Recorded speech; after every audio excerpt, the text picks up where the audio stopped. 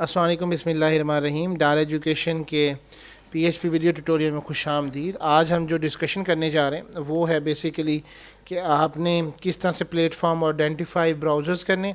PHP creates some useful environment variables that can be seen in the phpinfo.php page that was used to set up the PHP environment. One of the environment variables set by PHP is http underscore user underscore agent, which identify the user browser and operating system. ये php.ini आपको मिलेगी कहाँ पे? आप right click करें, अपना ये वैम्प server open करें, ये PHP में आए और यहाँ से php.ini फाइल को ओपन कर लें। अच्छा, अब PHP provides function get env to access the value of all the environment variables.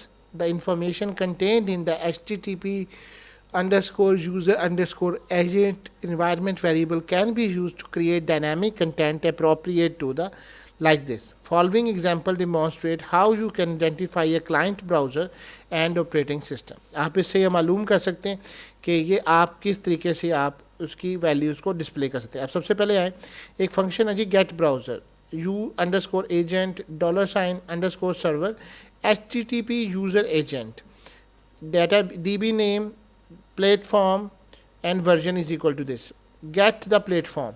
इसके लिए preg अंडरस्कोर मैच, और ये याद रखें कि ये जितने भी आपके सामने हैं ये फिक्स्ड हैं, ये पहले से आप लोगों के वेरिएबल जो हैं डिफाइन कर दिए गए हैं PHP में, आप इसको चेंज नहीं कर सकते। Platform is equal to Linux. अगर preg अंडरस्कोर मैच मैकनातोश है तो वो रिटर्न करेगा कि आपका प्लेटफॉर्म मैकनातोश है। अगर ये विंडोज़ i132 है तो वो preg मैच, जैसे यहाँ पे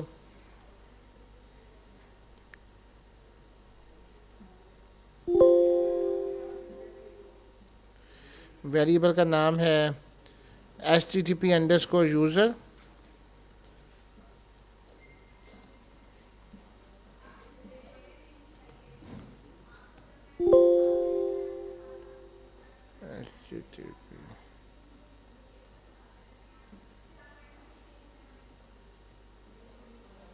short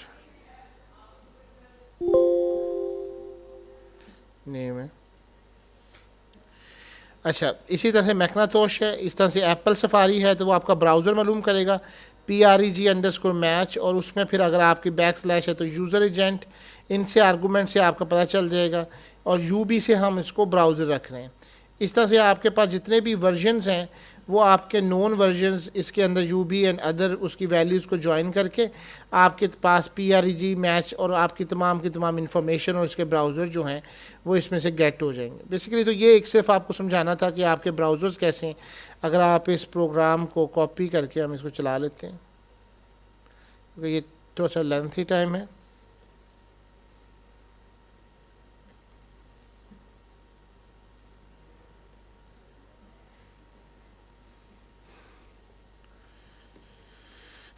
PHP browser identification,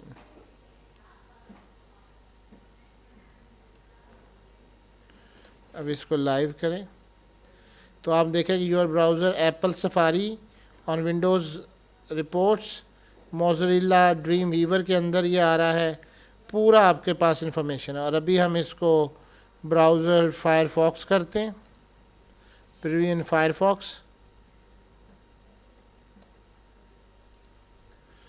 preview in Google Chrome, ये दोनों ओपन करवाए मैंने।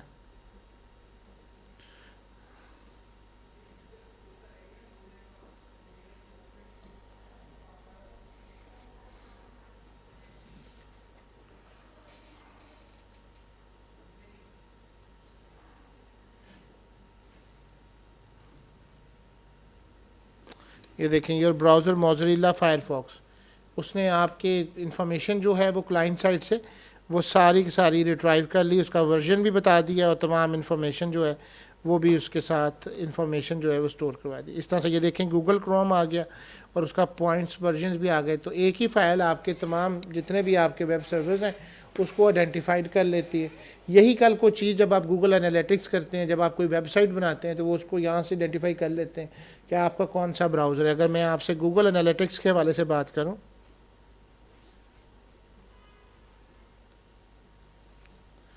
जैसे अगर हम गूगल एनालिटिक्स पे जाते हैं, ये छोटी छोटी चीज़ें आपके लिए एक ब्रॉडर वे और कंसेप्ट बनाने के लिए काफ़ी होती हैं। जैसे अगर आप देखें तो इसमें ये भी पता चल जाता है कि कुल कितने ब्राउज़र्स हैं, ऑपरेटिंग सिस्टम कौन सा है। तो वो अब आपको ये इसलिए मैंने बताया कि आपकी जो साइट होती है उसके साथ साथ जिस जिस जगह पे भी रन होती है वो अपने साथ उसकी ब्राउज़र की इन्फॉर्मेशन भी कुकीज़ उसके साथ भेजता है कि ये कौन सा ऑपरेटिंग सिस्टम था, विंडो था, इसका ब्राउज़र कौन सा था, इसका इंस्ट्रूमेंट कौन सा था। जैसे कि यहाँ पे आप आएँ, आप नीचे जाके देखते हैं तो ये देखेंगे ये ब्राउज़र नज़र आ रहा है आपको। तो ये ब्राउज़र की डिटेल भी मालूम कर लेता है कि क्रोम कितने लोगों ने इस्तेमाल किया, फायरफॉक्स, सफारी, ओपरा, यांड ब्राउज़र, और इसी तरीके से इंटरनेट एक्सप्लोरर। इस तरह से ऑपरेटिंग सिस्टम के बारे में भी इंफॉर्मेशन उसको इस तरह मिल जाएगी कि विंडो से कितने लोगों ने, मैकनातोश, एंड्रॉयड, लिनक्स ऑपरेटिंग सिस्टम। वो सिर्फ एक यही वाला जो कोड मैंने आपको बताया उसकी मदद से ये सारी इन्फॉर्मेशन जो है वो गूगल को रिट्राइव हो जाती है। अब आगे चलते हैं, ये थे वेब के हवाले से। अब एक और है डिस्प्ले इमेजेस रैंडमली। अगर आप the PHP rand function is used to generate a random number. Thus, this function can generate numbers within a given range. The random number generate should be seeded to prevent a regular pattern of numbers using generated. This is achieved using the srand. अब हम यहाँ पे एक function बना रहे हैं और इसका टाइम है, माइक्रो टाइम है, और इसको टाइम दे रहे हैं एस रैंड को, और एस रैंड जो है वो नंबर बिटवीन 1 to 4 दे रहा है। अब यह केस आपने करना है, स्विच स्टेटमेंट हमने पढ़ी थी और उसके तहत हम इसको करते हैं और इमेज फाइल के ज़रिए हम अपनी जो PHP इमेजेस हमने रखे हुए हैं हम उसको जो है वो चेंज करेंगे। अब जैसे यहाँ पे कुछ इमेजेस हैं, ये बहुत आसान तरीका है। लेट्स सपोज आ जाएँ, मैं यहाँ पे फाइल्स हैं, यहाँ पे पहले एक फ़ोल्डर बना लें तो बेहतर है। New folder, let's suppose images का, और मेरे पास कुछ इमेजेस पड़े हुए हैं डाउनलोड्स में, इफ़ आई हैव इट।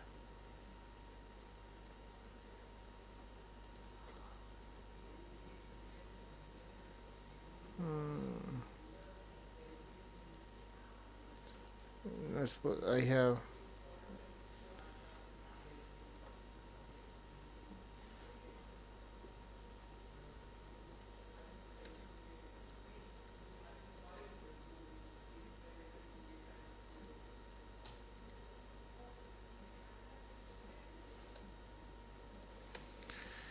सी के अंदर है, वैम्प है, www है, www में इमेजेस का फोल्डर है, यहाँ पे पेस्ट कर देते। स्टॉक के नाम से हम उसको रोटेट करवा लेते। अब हम यहाँ पे एक न्यू फाइल बनाते हैं और इसका नाम रख देते हैं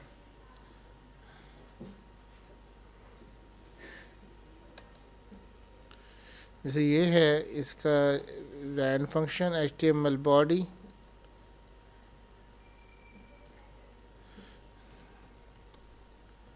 रैंडम इमेजेस, बॉडी के अंदर इमेज रोटेटर H2।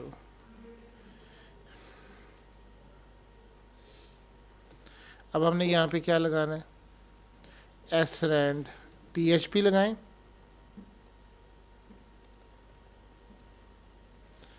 और यहाँ पे srand फंक्शन है।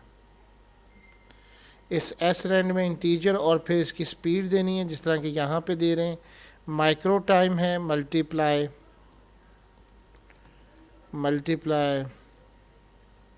लेट्स सपोज ये टाइम हमने दे दिया। अब इसके बाद एक रैंड है और 1 to 4 जिस तरह यहाँ दिया हुआ है कि रैंड 1 to 4, क्योंकि 4 ले रहा है। अगर आपने 5 लिए हुए हैं तो वो 5 ले लें, 10 लिए हुए तो 10 ले लें, जितने नंबर भी आपने इमेजेस के करने। अब यहाँ से ये इसलिए एरर आ रहा है क्योंकि हमने यहाँ पे सेमी कॉलन नहीं लगाया। स्विच की स्टेटमेंट लगाएं और यहाँ पे आपने क्या वेरिएबल देना है, जो आपने नंबर के अंदर वैल्यू को स्टोर करवाया। जैसे यहाँ पे हमने एक variable number is equal to rand किया, अब वो नंबर जो आएगा वो आपने यहाँ दे देना है।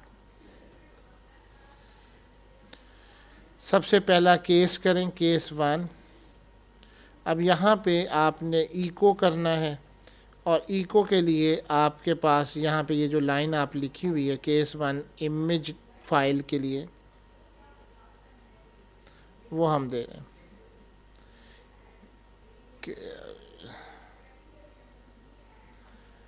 image file is equal to, sorry, file is equal to images के इमेज का फोल्डर बनाया या इमेजेस का, इमेजेस का। और क्या है इसके अंदर, stock dot JPG, stock 4 dot JPG.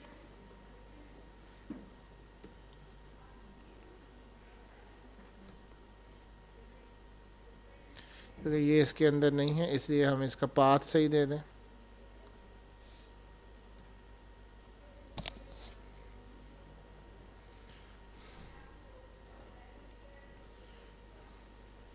इसको मैं कॉपी कर रहा हूँ।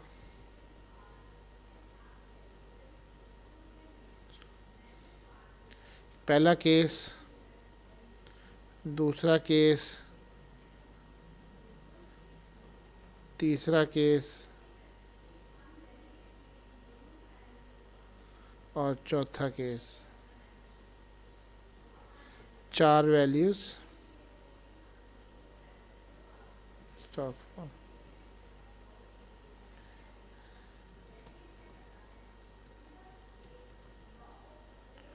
PHP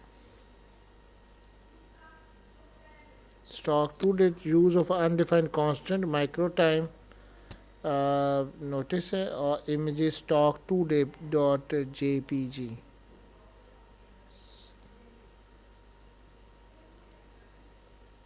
stock 2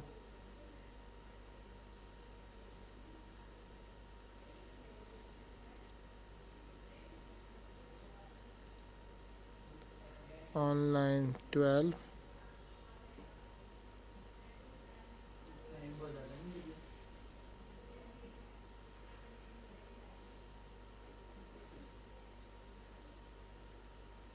क्या दे दिए, इको तो करवाया नहीं। हाँ क्या,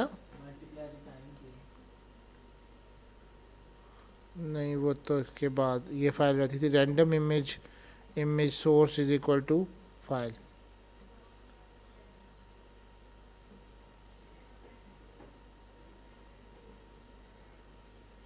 यहाँ क्यों आ रहा है ये इको, कहीं गलत तो नहीं हमने कर दिया। केस 1 ओके सॉरी, यहाँ एक 2 आना चाहिए था, यहाँ 3 आना चाहिए था। एक सेकेंड, हमने एक दो दफ़ा बार बार कर दिया। 2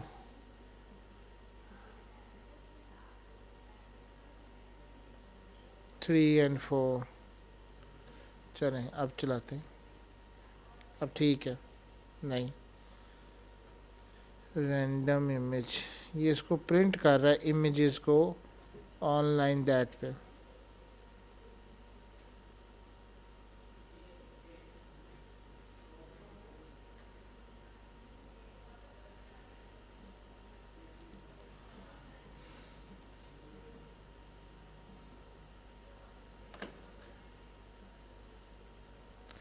सॉरी यहाँ पे हमें इको नहीं करवाना, तो ये तो हम सिर्फ वेरिएबल ले रहे हैं, इको हमने करवा दिया इसको। ये तो वेरिएबल सेट कर रहा है वैल्यूज़ को। ये तो ख़त्म हो गया रैंडम इमेज। अब हमारा ये काम है कि हम माइक्रो टाइम को देखें कि हमने इसको कहाँ पे यूटिलाइज नहीं किया। Rotator in that values,